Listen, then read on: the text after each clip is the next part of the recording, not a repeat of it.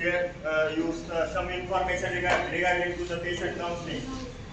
We all are very known about how patients are important, where we handle the patient in our community pharmacy shop.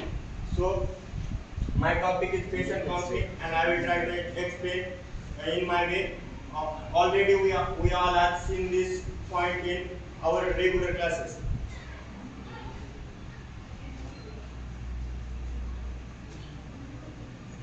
Patient counseling.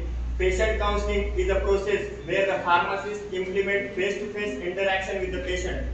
Patient म्हणजे फक्त फार्मसीचा role फक्त drug डिस्पेन्सिंग करणं इतकंच नाहीये, तर पेशंटचे counselling सुद्धा एक इम्पॉर्टंट रोल आहे जो फार्मसिस्टद्वारे प्ले केला जातो.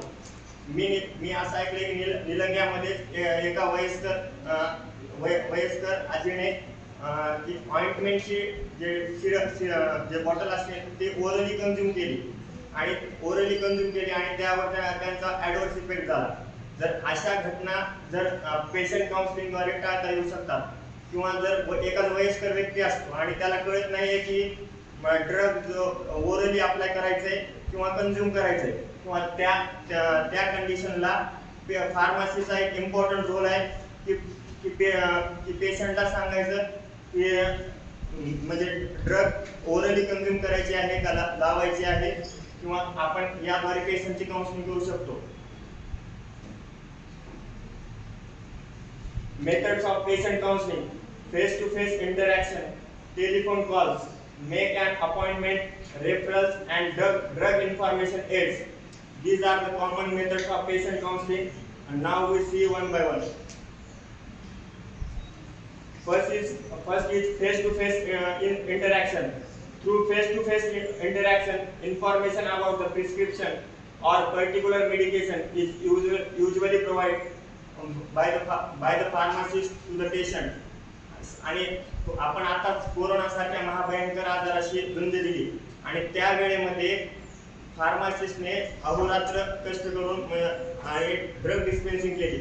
फक्त ड्रग डिस्पेन्सिंग कोरोना सारख्या काळामध्ये ड्रग डिस्पेन्सिंग हेच फक्त फार्मसीचा रोल नाही किंवा पेशंट काउन्सिलिंग सुद्धा एक इम्पॉर्टंट रोल होता कोरोना काळामध्ये फार्मासिस्टने प्ले केला. Second is telephone calls.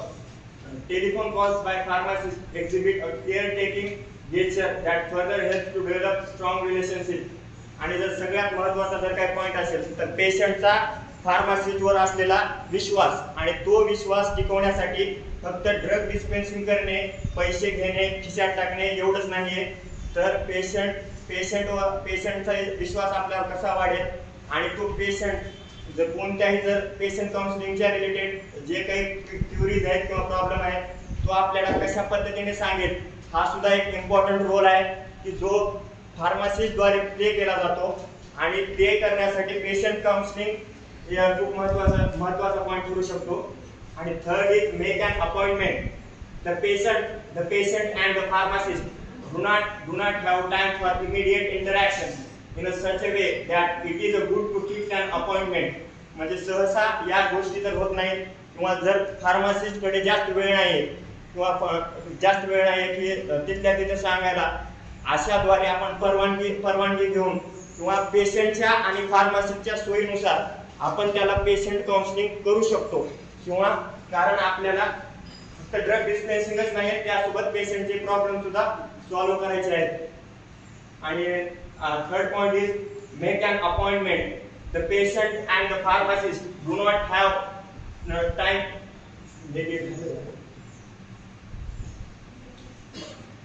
Next is referrals.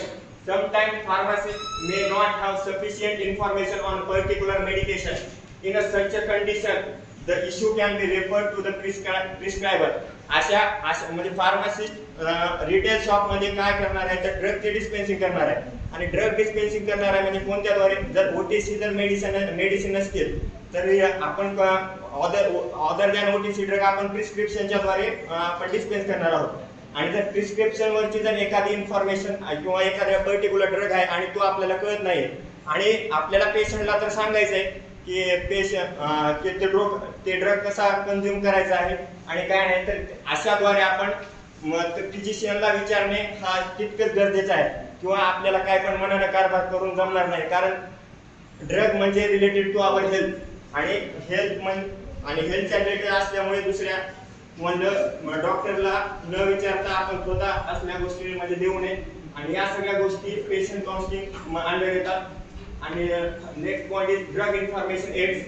Pharmacist may use picture, poster, package insert, leaflet and brochures etc for the patient counseling. First year मध्ये आपल्याला सोशल फार्मसी होता, आणि सोशल फार्मसी मध्ये आपण national immunisation schedule, snake bite, dog bite, आणि जे पण skin बर्नचे वगैरे आपण पोस्टर तयार केले होते. आणि ते पोस्टर कशासाठी केले होते की आपण पेशंट, आणि तसेच पोस्टर जर आपण फार्मसी शॉप मध्ये जर लावले तर त्याद्वारे सुद्धा आपण पेशंटची काउन्सिलिंग करू शकतो. कारण असं सांगण्याद्वारे किंवा असं म्हणजे ओरली सांगण्यापेक्षा जर आपण त्यांना दाखवलं की जसं की डॉग बाईट मध्ये होतं डज आणि डोंट, आणि त्यांना जर आपण सांगितलं की असं डॉग बाईट जर झाल्यानंतर असं करा आणि असं करू नका, म्हणजे या सगळ्या गोष्टी ज्या आहेत ना ते पेशंट काउन्सिलिंगच्या अंडर येतात. आणि नेक्स्ट पॉइंट इज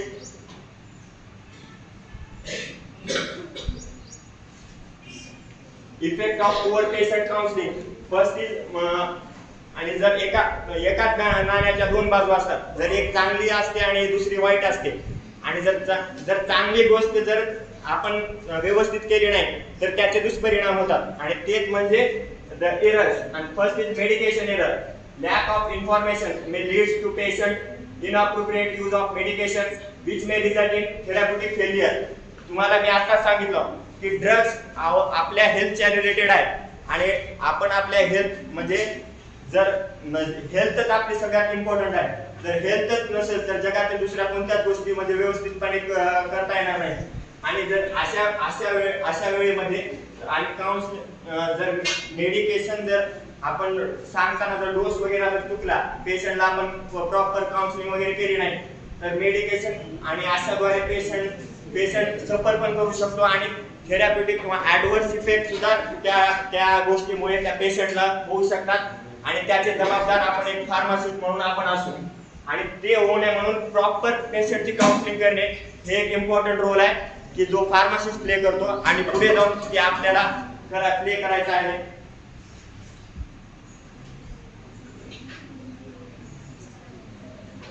आणि second point is adverse effect.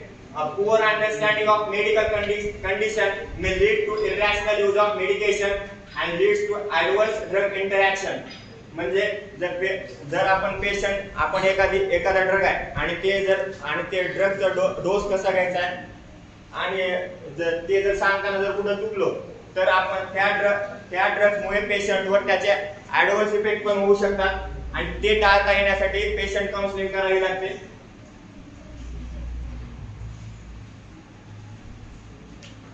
And third point is drug-drug interaction. Lack of drug or drug food and related interaction may lead to therapeutic risks. आणि ड्रग्स लाईक टेट्रासायक्लिन आहे, tetracycline आपण dairy product सोबत घेत नाही कारण त्याचे proper absorption होत नाही, आणि मे बी चिलेट फॉर्मिंग होत्या. मग त्यासाठी मग पेशंटला सांगणं पण गरजेचं आहे की तुम्ही दुधासोबत टेट्रासायक्लिन वगैरे घेऊन ये. मग अशाच ड्रग इंटरॅक्शन टाळण्यासाठी आपल्याला म्हणजे प्रॉपर काउन्सिलिंग करायचं. काउन्सिलिंग दुसरं तिसरं काहीच नाही, की ड्रगचा प्रॉपर इफेक्ट यूज कसा करायचा ते पेशंटला आपण पटवून देणं गरजेचं आहे. कारण मी तुम्हाला आधीच सांगितलं की म्हणजे पेशंटचा विश्वास आपल्यावर कोणत्या पद्धतीने राहील हे गरजेचं आहे. क्योंकि जर फार्मसीच्या शॉप समाजामध्ये खूप आहे, तर एकाची शॉप चालते आणि दुसऱ्याची चालत नाही, तर आपला शेवटी प्रश्न पोटाचा आहे आणि तो सुटायला पाहिजे. आणि ते कशा पद्धतीने सुटेल तर पेशंट काउन्सिलिंग. आणि पेशंट काउन्सिलिंगमुळे काय बिल्ड व्हायला येते की तो पेशंटचा आपल्या फार्मसीवर असलेला विश्वास, आणि या विश्वासामुळे फार्मसीचा जे आत पडलेलं जे स्टँडर्ड आहे ते उंचावण्यामध्ये कुठे ना कुठे हेल्प होणार आहे. आणि त्यामध्ये तुम्हाला सर्वांना पुढे प्रयत्न करून ते आपलं जे फार्मसीचं स्टँडर्ड आहे ते उंचवायचं आहे. And last point is therapeutic failure. Lack of counseling may lead to therapeutic failure which result in additional treatment and even in hospitalization. समजा जर एखादी ड्रग आपण पेशंटला सांगितले तुम्ही अशी ड्रग्स घ्या आणि जर सांगितली आणि त्याने त्या पद्धतीने घेतली नाही किंवा आपण तेवढी प्रॉपर काउन्सिलिंग त्या पेशंटची केली नाही आणि त्याने ड्रग ती तशीच कंझ्युम केली तर त्याचा थेरॅप्युटिकली ॲडव्हर्स इफेक्ट त्या पेशंटला होणार आहे आणि त्यामुळे एकतर हॉस्पिटलायझेशन त्याला व्हावं लागेल आणि हॉस्पिटलायझेशन म्हणजे कॉस्टली पण असेल, त्याला पैसा सुद्धा खर्च करावा लागेल आणि त्याला असेच त्याच्या जे डिसीज आणि त्याची डेथ पण कदाचित होऊ शकते. म्हणून पेशंट काउन्सिलिंग इज इम्पॉर्टंट. सुसंगती सदा घडो सुजन ठिकाणी घडो मराठीतून मुद्दा मोठा टाकले कारण लाभले आम्हा सौभाग्य बोलतो मराठी आणि honestly I want to tell that if in the future there is any problem regarding to the patient counseling we are definitely going to solve it because we are the pharmacists and we are the future. Thank you.